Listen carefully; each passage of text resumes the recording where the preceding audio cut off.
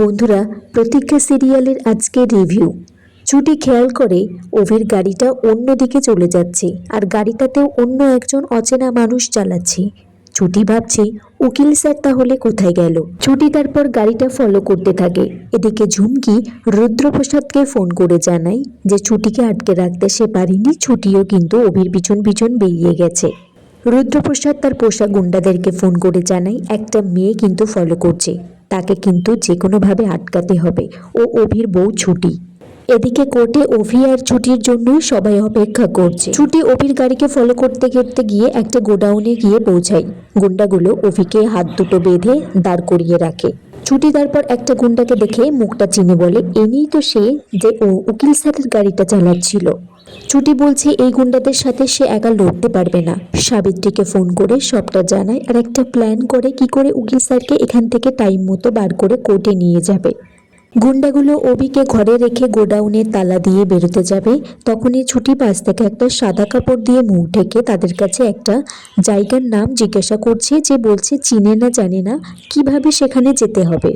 ছুটি তখন খেয়াল করছে তালায় চাবিটা ঝুলছে।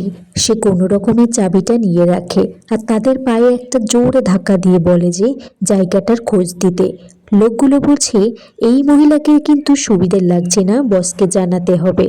এদিকে কোর্টে জজ সাহেব হাজির হয়েছে।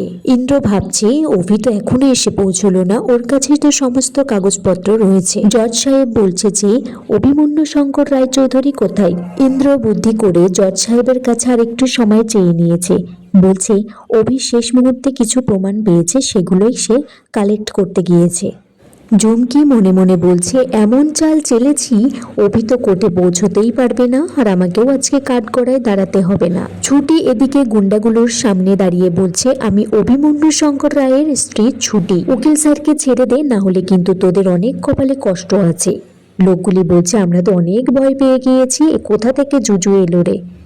ছুটি বলছে তোদের মতো গুন্ডাদের শায়েস্তা করতে আমার কাছে আছে বাচ্চা বাহিনী।